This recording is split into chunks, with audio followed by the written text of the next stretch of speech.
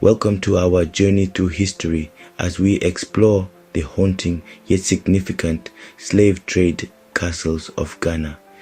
Scattered along the Ghanaian coast, these formidable structures stand as stark reminders of a dark and harrowing chapter in human history, the transatlantic slave trade.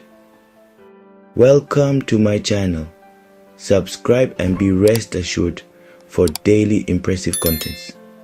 Join me as we journey back in time, exploring the history and legacy of these UNESCO World Heritage Sites. Here, on the edge of the Atlantic Ocean, stands Cape Coast Castle, one of the largest and most notorious slave trade castles.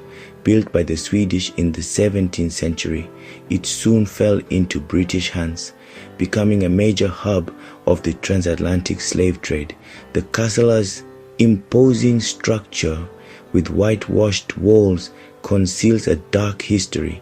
These dungeons, once overflowing with captured Africans, stand as silent witnesses to unimaginable cruelty. Men, women, and children, torn from their homes, were imprisoned here in cramped, unsanitary conditions, enduring unimaginable suffering as they awaited their fate across the Atlantic.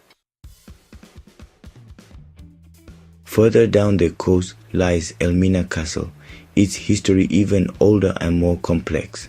Constructed by the Portuguese in the 15th century, it began as a trading post for gold, ivory, and other goods.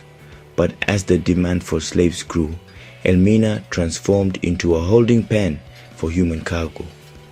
It was from Elmina's infamous Door of No Return that countless souls were marched onto slave ships, their cries swallowed by the relentless roar of the ocean. Chapter 3: Fort Christiansborg, a seat of power and oppression. In the heart of modern-day Accra stands Fort Christiansborg, a castle that has borne witness to centuries of power struggles and shifting allegiances. Originally built by the Danes in the 17th century, it changed hands numerous times, becoming the seat of government for independent Ghana.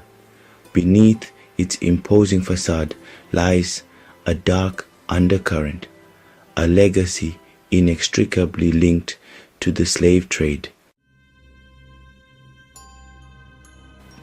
Chapter 4: Fort Metal Cross, a remote outpost of exploitation. Our journey takes us to Fort Metal Cross in the coastal town of Dikscove. Built by the British in the 17th century, it played a role in the transatlantic slave trade. Its location made it a holding point for captives before their forced voyage. The cramped dungeons and haunting silence remind us of the human cost. Chapter 5: Fort Amsterdam, a Dutch foothold in the slave trade.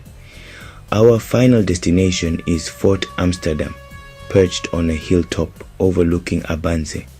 Built by the English in the 17th century, it was captured by the Dutch and became a key outpost for their slave trading operations. Fort Amsterdam, like other castles we've explored, played a central role in the forced migration of Africans. Outro: remembering the past, honoring the legacy. Thank you for joining us on this journey through Ghana's slave trade castles. These imposing structures, once symbols of oppression and inhumanity, now stand as poignant reminders of a dark chapter in human history. They challenge us to learn from the mistakes of the past and to strive for a future where such atrocities are never repeated.